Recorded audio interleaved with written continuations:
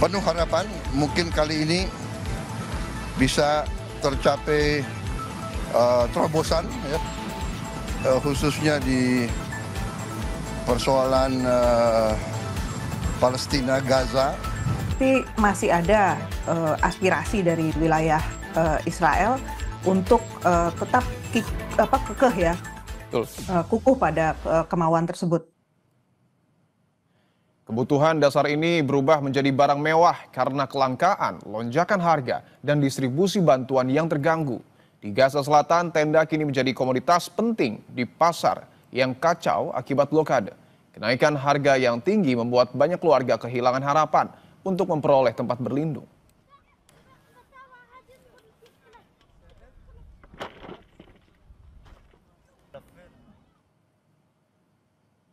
Sementara itu, mantan Perdana Menteri Inggris Tony Blair ikut berdiskusi tentang kepemimpinan otoritas transisi pasca perang di Gaza, Palestina. Proposal yang berisi tentang pemerintahan sementara di Gaza itu disebut mendapat dukungan Amerika Serikat.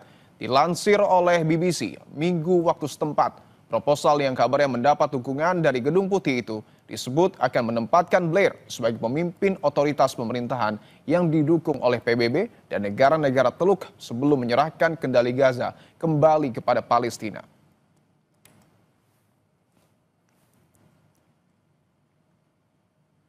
Sementara itu, usai pulang dari sidang umum PBB, Presiden Prabowo menyatakan pesan yang disampaikan saat pidato di sidang umum PBB dapat respon positif dari banyak kepala negara.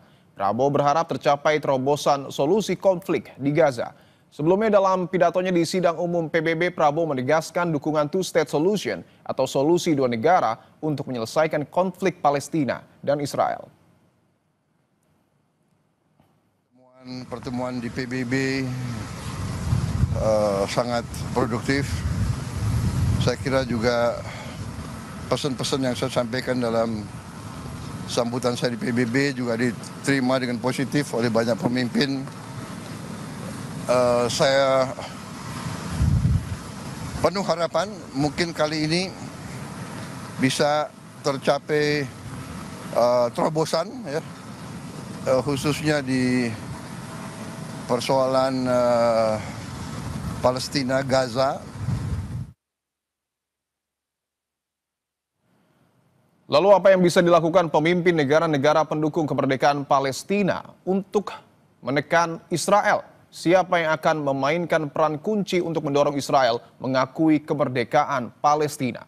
Kita bahas bersama pakar hubungan internasional sekaligus pendiri Lembaga Penelitian Independent Synergy Policies, Mbak Dina Prapto Raharja. Mbak Dina, selamat petang. Selamat petang. Mbak Dina, dari sidang umum PBB kemarin secara de facto sudah begitu banyak negara yang kemudian mengakui Palestina meskipun Amerika Serikat masih menolak. Lalu realisasi konkret apa yang kemudian harus dilakukan, Mbak Dina? Pertama tentu Israel sendiri ya harus firm, harus tegas memang menerima ada peranan dari negara-negara eksternal untuk status Palestina di wilayah mereka, di wilayah itu. Jadi kalau sebelumnya Israel mengambil peran main hakim sendiri gitu ya untuk mendapatkan apa yang dia mau, sekarang jelas negara-negara dunia menginginkan peranan yang lebih besar buat negara lain menentukan nasib Palestina. Bagaimana kemudian untuk mewujudkan hal itu, Mbak Dina? Karena kita tahu bahwa nampaknya juga Israel sampai dengan saat ini masih dalam tanda kutip keras kepala untuk kemudian tidak mengakui Palestina. Betul. Dan mengambil alih wilayah yang sudah diduduki oleh Israel itu tentu bukan pekerjaan yang mudah. Kalau dilihat dari perkembangan berita di Israel, kelompok garis kanan yang notabene tentu saja adalah pendukung dari Perdana Menteri Netanyahu itu masih fix ya, masih ingin mengambil alih wilayah Gaza sekaligus juga wilayah tepi barat itu mereka ingin juga diambil full begitu. Meskipun Donald Trump sudah mengatakan tidak gitu ya, Amerika Serikat jangan sampai itu terjadi, berarti masih ada aspirasi dari wilayah Israel untuk tetap kekeh ya, kukuh pada kemauan tersebut. Bahwa kita tahu juga sejumlah Eropa bahkan Inggris juga nampaknya sudah mulai mengakui Palestina, tetapi Amerika Serikat belum. Apakah artinya negara-negara ini harus mendesak Amerika Serikat untuk kemudian mendukung Palestina? Memang harus begitu, cuman masalahnya semudah itu atau tidak. Jadi Oke. kalau kita mau zoom out sedikit apa yang terjadi di tingkat global sekarang, masalah yang dibuat atau bahkan diciptakan oleh Amerika Serikat sendiri di tingkat global itu macam-macam. Jadi, saya kira yang ada di kepalanya Presiden Amerika Serikat sekarang bukan melulu hanya, masalah Timur Tengah Oke. atau Israel Palestina, tapi dia punya ada agenda Cina, ada agenda Rusia, ada agenda Uni Eropa, dan semuanya itu belum ada yang deal-nya fix. Ada Korea, jadi saya melihat ini sangat tergantung juga Amerika Serikat itu sebenarnya mau memainkan kartu apa, dan jelas Donald Trump pasti mencari deal yang menguntungkan Amerika Serikat terutama. Berbicara soal politik dunia, ini juga yang menarik adalah bahwa yang terbaru, Tony Blair disiapkan untuk memimpin pemerintahan sementara di Gaza. Apa yang kemudian Anda baca dari rencana ini, Mbak Dina? Kalau saya lihat ini belum fix ya, jadi ini salah satu inisiatif saja dari pihak barat. Saya juga belum melihat secara, tetap bahwa Amerika Serikat sudah pasti di belakang agenda ini. Oke.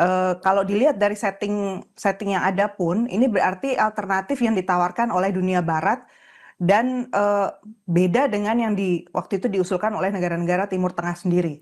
Berarti kan, eee, ada ambil alih itu ya, inisiatif.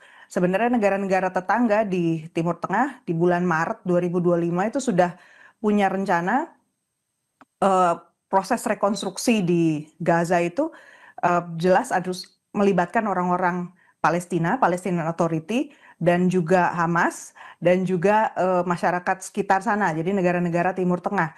Tetapi kalau dalam rencana Tony Blair ini justru sebaliknya kan, Palestinian Authority, Hamas sudah pasti nggak ada, setidaknya secara temporer, dan Hamas akan dilucuti persenjataannya. Karena yang Jadi, ya, silakan ya. Mbak Dina. Jadi artinya ini ada dua model yang berbeda masih competing, plus lagi Amerika Serikat setahu saya juga belum, mundur juga ya dari agenda rencana pertamanya dia 21 point plan itu untuk menciptakan, proses perdamaian tapi versinya Amerika Serikat. Oke, menurut Anda siapa yang memiliki peran penting ataupun posisi yang paling kuat untuk kemudian mendorong Israel agar juga mengakui Palestina? Negara mana, Mbak? Yang pasti Amerika Serikat, tapi juga Inggris itu punya Oke. peranan penting di sini. Kalau negara-negara Eropa yang lain saya lihat belum ada yang bersuara ya, padahal penting juga mereka bersuara, posisi mereka itu lebih dari sekedar memberikan, pengakuan misalnya dari, Macron gitu ya. Posisi mereka ini sebenarnya di mana? Karena tindak lanjutnya adalah, follow up-nya untuk menciptakan stabilitas di sana. Otoritas manapun yang diberi kepercayaan untuk berproses ya, menciptakan, governance yang baru, tata kelola yang baru, itu harus mendapatkan kepercayaan dari bukan hanya orang Palestina, tapi juga Israel dan juga negara-negara di sekelilingnya, karena stakeholder-nya atau pemangku kepentingannya kan di sana ya. Karena yang kita tahu juga kurang lebih sudah terdapat 157 negara ya Mbak yang mendukung Palestina, termasuk juga negara-negara Eropa yang tadi Anda sebut belum bersuara. Apa yang kemudian harus dilakukan agar realisasi penanganan konflik di Gaza ini terwujud? Satu, senjata. Jadi rupanya yang, bersepakat untuk menghentikan memberi senjata kepada, Israel, itu belum semua atau belum yang utama. Negara-negara Eropa yang sampai sekarang belum mengakui kedaulatan, Palestina seperti misalnya Jerman, kemudian Italia, notabene negara-negara besar di, Uni Eropa, itu masih tetap dalam posisi ingin mengirimkan uang dan senjata kepada Israel. Demikian pula Amerika Serikat. Artinya selama, Israel masih punya alat untuk melakukan kekerasan dan melakukan apa yang dia mau, bisa jadi jalan masih berliku.